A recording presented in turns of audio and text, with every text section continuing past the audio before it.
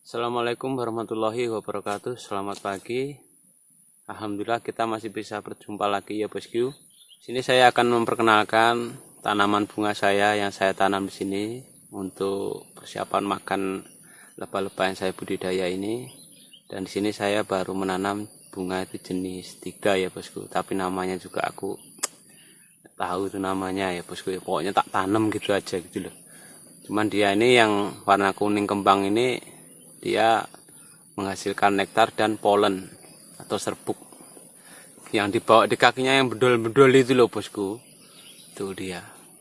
Dan ini juga baru saya tanam berapa hari ya bosku.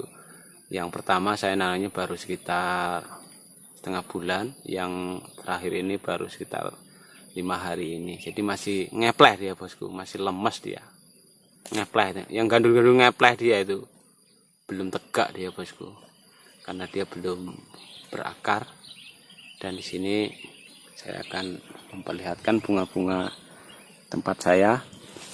Oh iya bosku, sebelumnya saya minta maaf. Di sini saya itu pemula loh bosku ya. Saya bukan senior tapi saya ini masih junior. Di bawahnya junior itu apalah bosku ya. Termasuk saya ini orang-orang jenis-jenis yang orang pinggiran dan saya ini masih goblok. Terus nggak ngerti apa-apa, terus cengoh gitu loh bosku. Cuman di sini saya berbagi apa yang saya alami gitu ya bosku ya. Permasalahan apapun yang saya alami akan saya tokkan atau saya brojolkan di sini bosku. Begitu juga dengan sampean, seandainya ada masalah sampean bisa komentar di bawah ini, dan seandainya saya bisa menjawab akan saya jawab bosku. Karena untuk menghadapi Mbok Sri ini, Mbok Dewor ini, tobat kadang rasanya. Pengen rasan tak itu tak pewancal kotak ya bosku. Kita udah capek-capek nyari tapi begitu udah dipindah nyampe di sini selang sehari kelihatannya menetap 5 hari 10 hari setengah bulan alah minggat tuh bosku. Ini seperti punya teman saya kan ditaruh di sebelah ini, dia sampai pengen dibanting kotaknya bosku.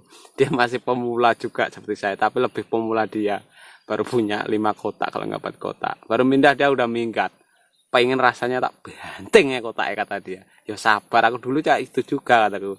Dulu pertama aku mengenal seperti ini, budidaya lebah ini, saya seperti itu. Kerjaan saya yang berhari-hari zong, minggat-minggat. Tapi kan kita diberi pikiran, kita diciptakan yang paling sempurna. Jadi kita harus berpikir gimana cari kelemahannya dia. Walaupun tetap ada zongnya, karena lebah habis cerana ini susah ditebak ya bosku ya. Kadang seperti ini, kadang seperti itu gitu. Dia ini jenak-jenak merpati gitu loh bosku. Model cabe-cabean. Ayo kita lihat bunganya bosku. Inilah bosku kotak-kotak saya tak kumpulkan di sini ini loh bosku. Tapi yo walah lah, pokoknya masih berantakan ini bosku. Tapi tadi saya langsung bawa bambu. Setelah ini nanti saya mau bikin meja bosku. Saya buatkan meja jadi nanti langsung disusun berbaris gitu bosku.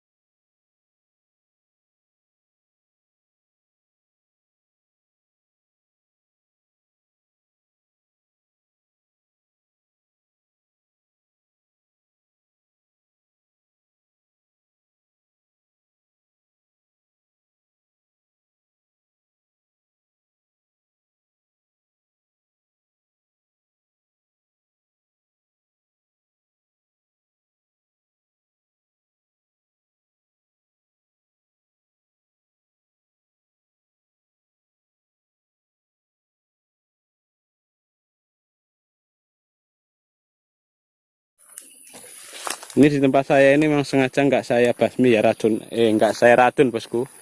nggak saya bunuh rumputnya, karena ya tujuannya itu tadi ya bosku, untuk stok makanan dia. Karena kalau di tempat saya ini kalau cuma mengandalkan dari bunga kelapa ini tipis madunya. Nah ini bosku, ini saya nanam kembang krokot. Mungkin kalau tempat sampean saya tidak tahu ya namanya jenis bunga apa ya. Kalau tempat saya ini kembang krokot. Kalau bahasa nasionalnya kembang krokot. Bahasa Jawanya kembang. Kembang bunga sama aja ya bosku. Dan ini warnanya kan banyak jenis ya bosku. Tapi cari yang seperti ini. Yang di tengahnya itu ada serbuknya seperti ini bosku. Modelnya kayak ada jarum-jarumnya, terus ada serbuknya ini. Jadi dia ini bisa ada fungsinya dua. Selain nektar juga bipolennya. Dan rumput ini kalau tempat saya ini namanya rumput kacangan bosku.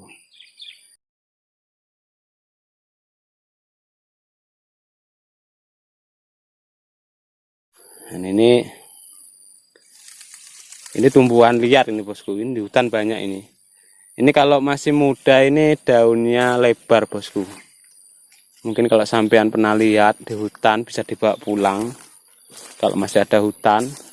Ini nanti kotaknya akan saya kumpulkan jadi satu di sebelah sana bosku ya, sebelah barat. Jadi jarak antara dia ini bunga yang saya tanam ini sekitar 40-an meter bosku. 40-35. Dan saya menanam bunga ini, jenenge bunga apa ya enggak tahu saya bosku ya.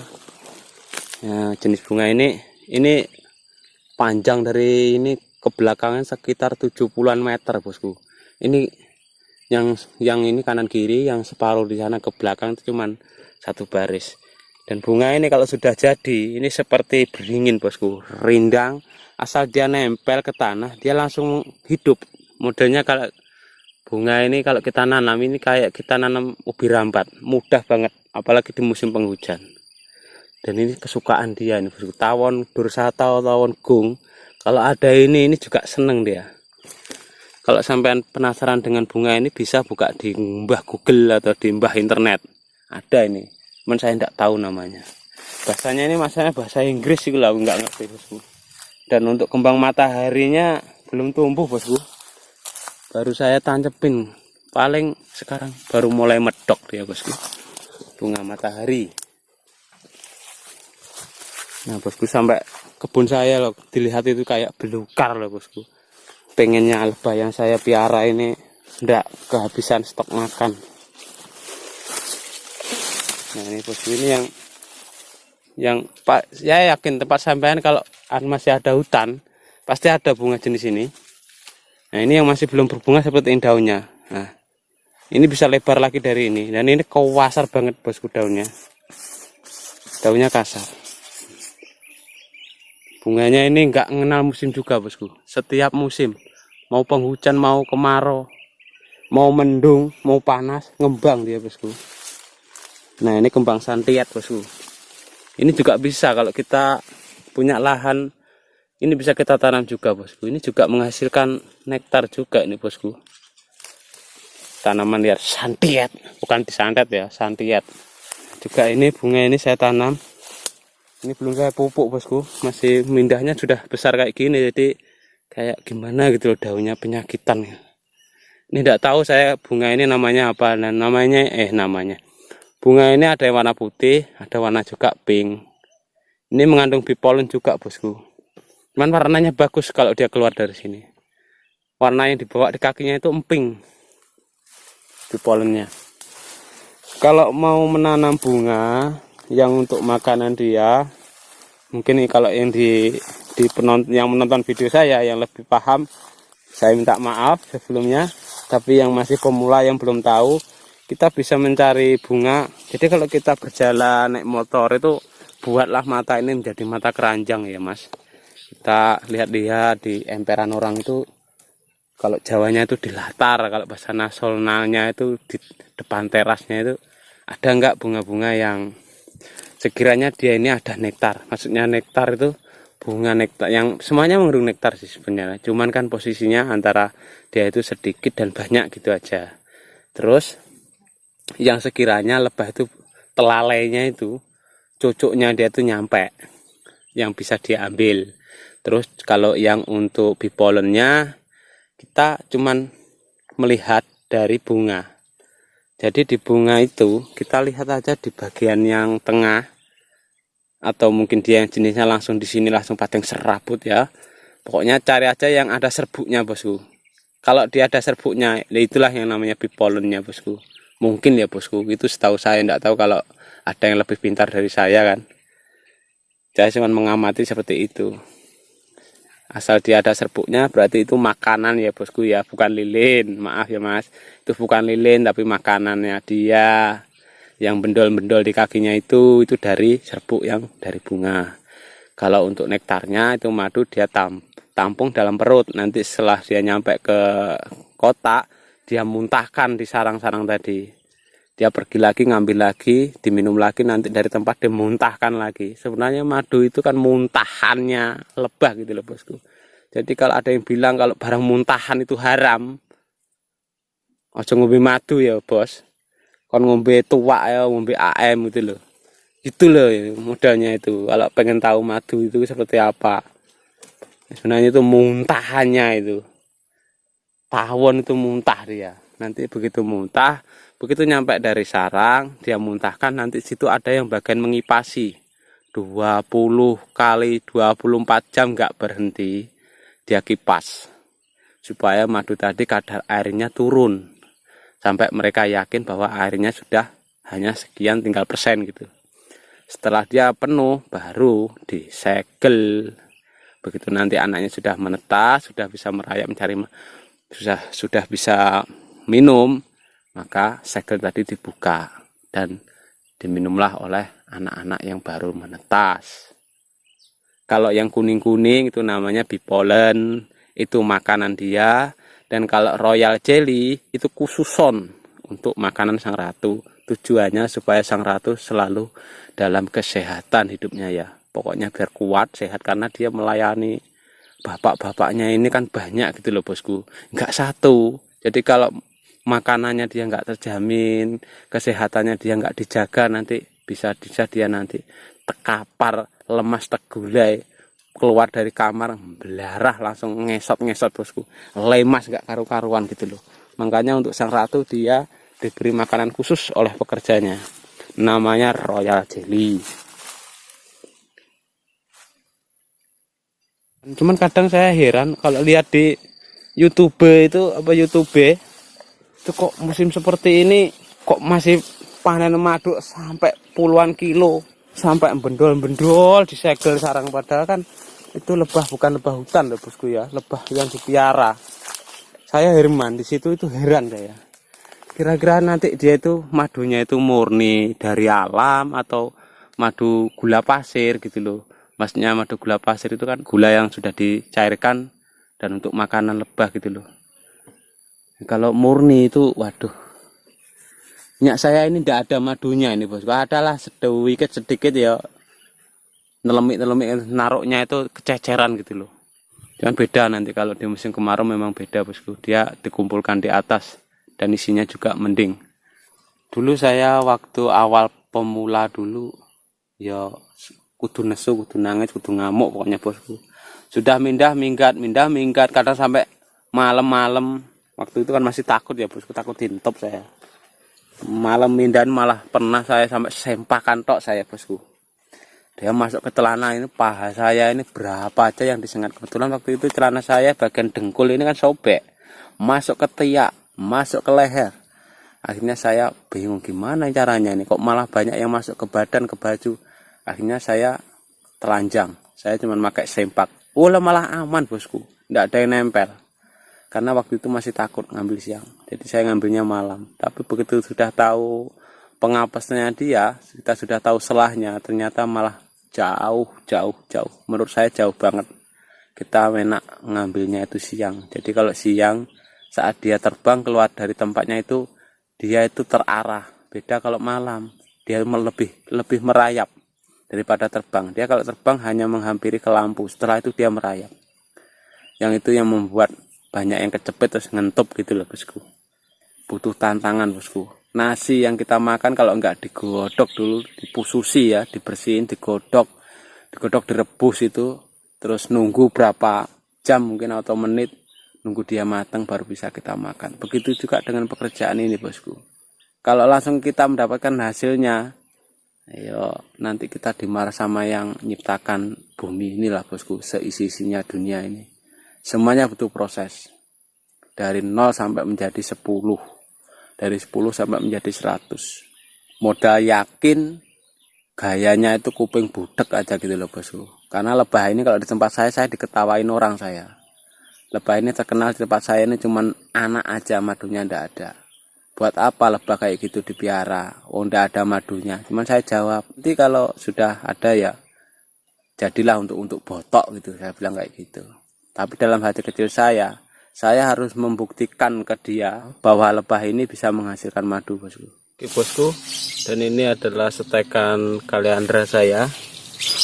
Dan cara menyeteknya yaitu cukup seperti ini aja ya bosku ya. Kalau ada bekas aqua gelas bisa juga ya bagian bawah kita kasih lubang 2 di bagian bawah sekali. Terus kita ambil tanahnya ini, usahakan tanah yang di tanaman pohon pisang atau di pohon bambu, sekisaran di area pisang, tanaman pisang tanahnya. Karena tanah di situ dia sudah tidak mengandung kimia, dan ciri-ciri tanah yang sudah subur yaitu adalah yang sudah ada cacingnya. Apabila tanah itu ada cacingnya berarti tanah itu subur. Setelah kita potong-potong seperti ini, kita olesin pakai bawang merah, biarkan kering dulu. Bawang merah yang kita olesin di ujungnya ini baru kita tancapin di sini. Nah, setelah itu kita siram, setelah siram sekedarnya baru kita padatkan. Karena setelah disiram dia jadi renggang ya, tapi kalau sudah habis siram kita padatkan. Nah setelah itu baru kita tutup seperti ini. Ada penguapan ya bosku ya,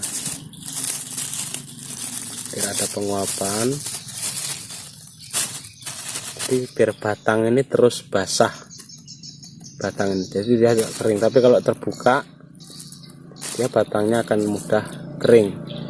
Tapi kalau mungkin sampai lebih tahu cara ini, lebih bisa bagaimana caranya ya, itu lebih bagus ya bosku. Kan saya caranya seperti ini karena saya anggap seperti ini ya, batang jambu air. Saya dulu pernah nyetek batang jambu air itu seperti ini. Ini seperti ini sudah penguapan, sudah tidak bisa keluar ya bosku ya, sudah rapat karena dia. Setelah ini nanti kan dia akan mengeluarkan tunas. Nah, nanti kalau sudah dia ada akar, kelihatan akar sudah keluar, baru kita cabut tutupnya. Ini kita buka seperti ini. Ini baru sekitar 8 harian kalau nggak 10 hari nih bosku.